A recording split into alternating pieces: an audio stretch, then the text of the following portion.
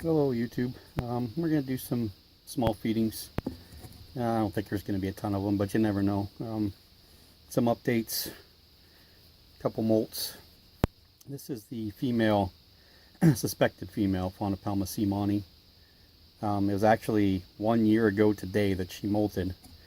She's still not molting. And when I looked at her, she doesn't even really look like Imprimo. So I'm going to try and feed her with a male red runner. I haven't seen her eat in forever. It's been over 70-80 days, I think, since she's actually eaten.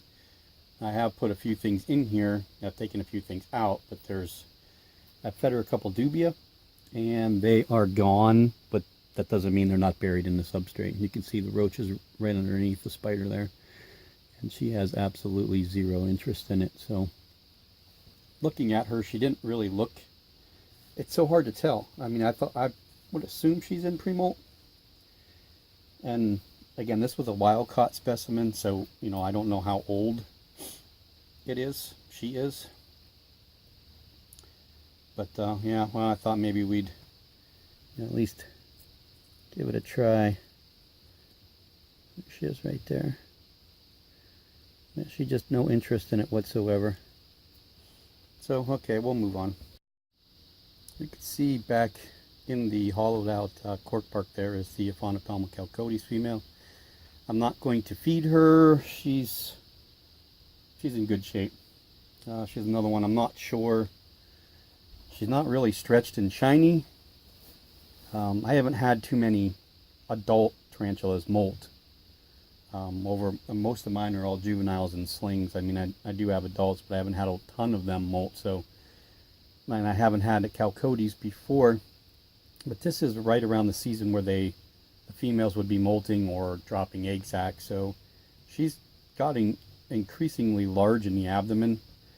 It's been, I'm going to guess, 2 to 3 weeks since I fed her, maybe a little bit longer. I'd have to look at my records again, but and she seemed to have gotten bigger in the abdomen. So I don't know if she's preparing the molt, or because again she was a wild caught specimen that she may have eggs. I'm kind of doubting that, but I just thought I'd put her in there real quick. You can't see much of her but her legs, but she has dulled down a tad bit, but not a lot. She looks pretty much the same as when I got her in. So okay, we'll move on. Okay, next is my adventurous Grammostola species North. You can see she's back in the corner here. See if she might be, yep, she's interested. Oh, she kind of let her walk right past her.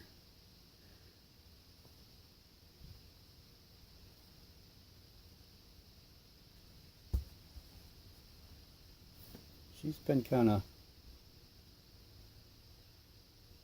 iffy lately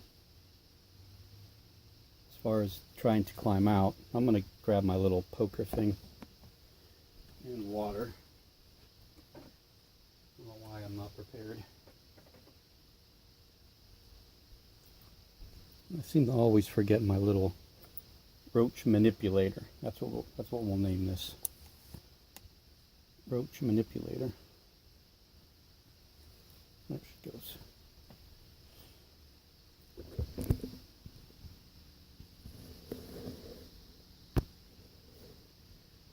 Get you right up in there. Now, it's funny because looking at her and looking at her on the screen here, she looks a little bit different.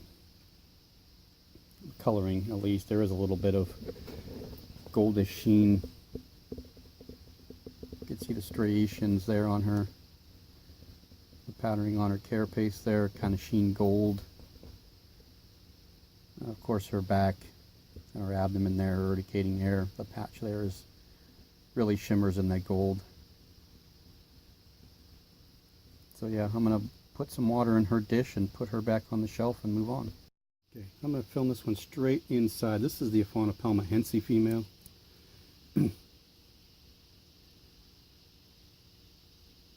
Roach went right underneath her.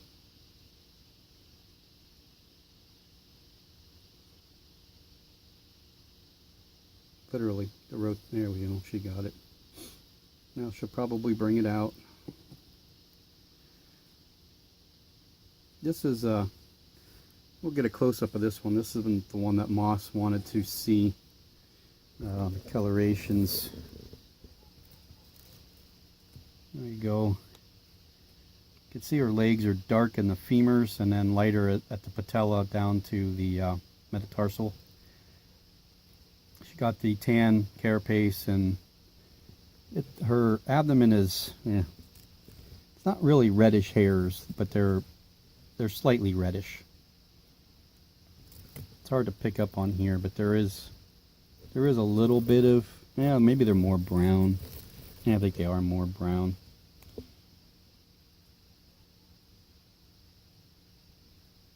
But we had people look at the her molt, and based on the spermathecae, the consensus was she's Phainopelma hensei. Another wild-caught specimen. This is the one that showed up at my workplace. She's the one that really started everything back. I mean, I had the rose hair for a long time, and then that one died. And a month or two later, this one showed up at work, and this one's the one that really got me back into it. I got this one, and then within 2 or 3 weeks, I had the Caribena versicolor, the Hapalopus species Columbia large. I had a avicularia, the Phainopelma simoni, and Poecilotheria subfusca highland, and Poecilotheria vittata. Those were the first handful of spiders that I got. So yeah, there's Monterey. So I hope the pictures come out okay for you, Moss, so you can actually compare it to yours.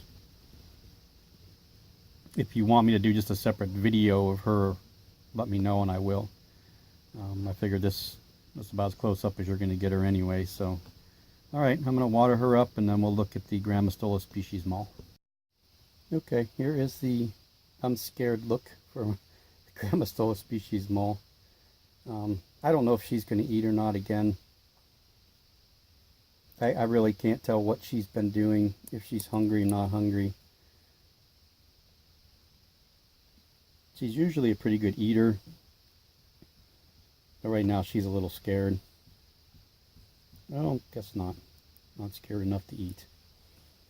So we'll bring you guys right inside again.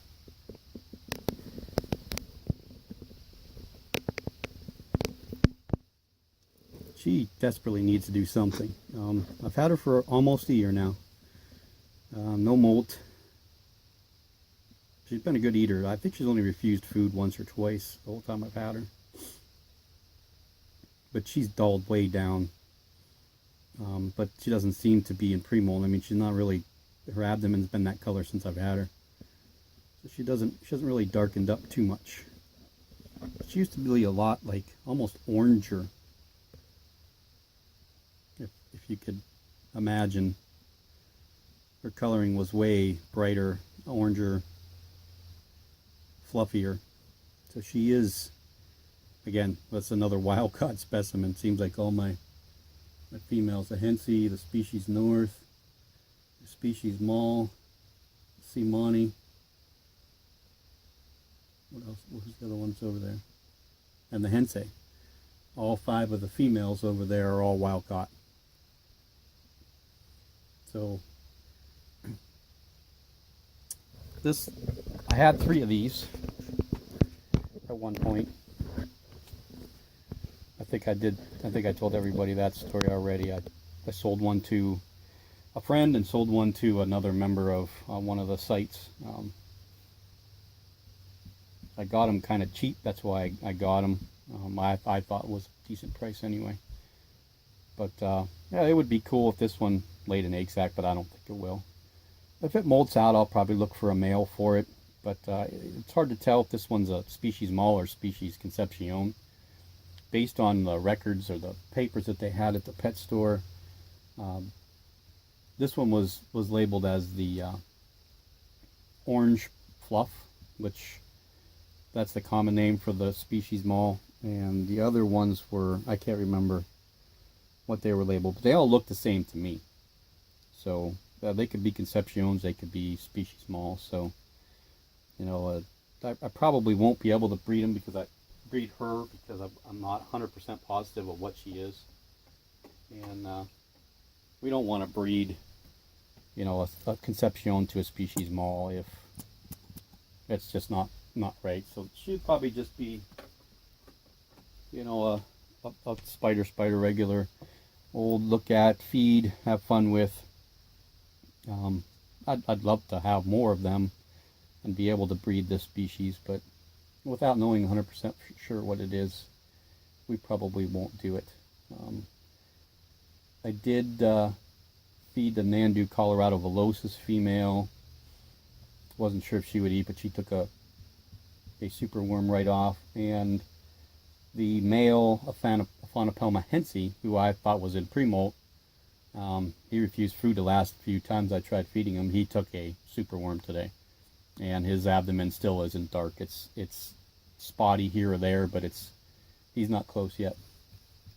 So I'm going to imagine that by the time he matures, I'll probably have to wait for the female to molt again before we pair them up. But okay, that's well, we're going to try the Harpactira pulchripes. She's been out quite a bit the last couple of days, so we're going to try to give her a feed. The Platyoma doesn't need to be fed, neither does the OBT. Those are all the females, the larger females that I have. So we'll get the Harpactira pulchripes down. Okay, here is Harpactira pulchripes enclosure. We're going to throw a couple of red runners in there after I get that bolus out of there. Where are my tongs? Over here.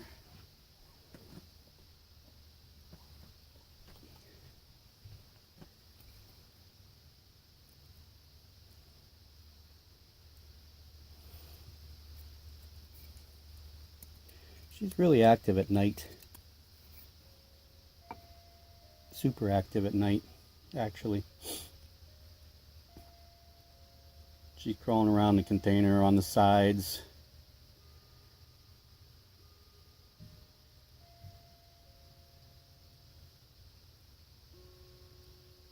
There's the clock going off.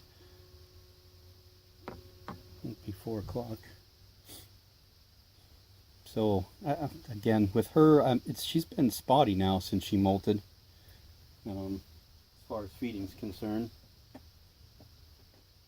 Last time I fed her, she didn't take it. That was a male dubia. But I think that's what this bolus was. That's been a few weeks. Yeah, I don't even see her making any movement whatsoever. So eventually we're going to get this one to feed on camera. Or that Chilobrachys huahini. Ooh, it's just, I don't know, that spider is just different. For a kilo, those usually are hammers with food. That one has not been a very good eater lately. And I don't think it should be molting yet.